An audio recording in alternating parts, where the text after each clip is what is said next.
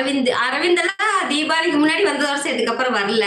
பால்ராஜ் எல்லாம் அப்பப்ப வருவா அப்படி. எப்பாவது வந்தாருன்னா இருப்பா அப்படி, வேலை இல்லைன்னா. இல்லைன்னாலும் அதிகமா யாரும் வரதில்லைங்க கண்ணு. எல்லாம் பிஸி ஆயிட்டாங்க கண்ணு. யாரையும் தப்பு சொல்றதுல பிஸி பிஸி பிஸி. தங்கங்கள்லாம் பிஸி ஆயிட்டாங்க. அரவிந்த் வந்து முன்ன வந்ததோட சரி, அதுக்கப்புறம் வரவே இல்லை.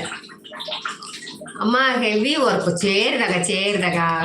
பரவாயில்ல, இருந்தாலும் அம்மா பார்க்க பண்ணிட்டீங்களா? சந்தோஷங்க தங்கம். ஹாப்பி பொங்கல்.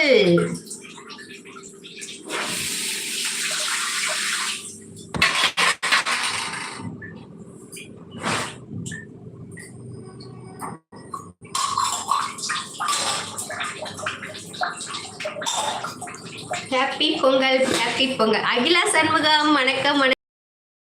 ராம் கண்ணு வாங்க. ராம் கண்ணு, அனைவருக்கும் பொங்கல் நல்வாழ்த்துக்கள். எப்படி இருக்கு கை? எப்படி இருக்கு?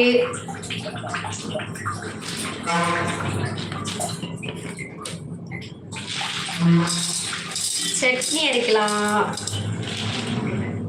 அரைக்கலாமா குழம்பு வைக்கலாமா? குழம்பு வச்சிட்டோம்னா நாளைக்கு ஆகி போயிடும். வேணாம், சட்னி காலையில் ஃப்ரெஷ்ஷாக செஞ்சு சாப்பிடணும். ஓகே, அடுத்து உப்பு போடணும்.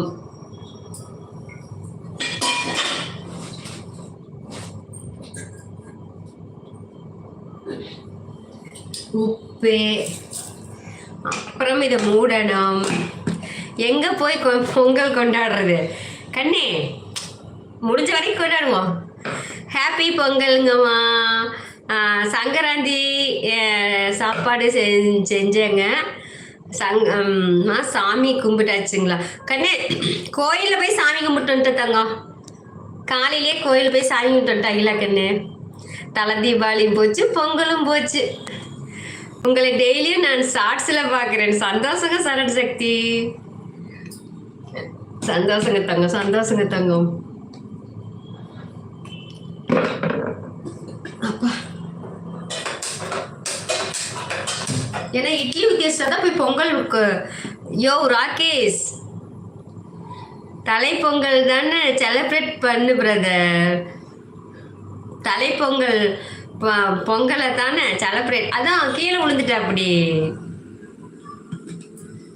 பாவம்.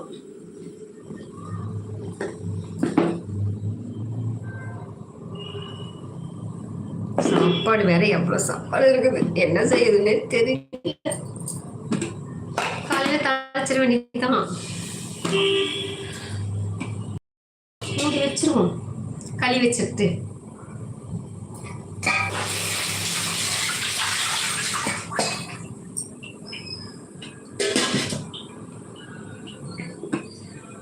எப்படி இப்போ ஓகேவா ராகேஷ் பிரதர்?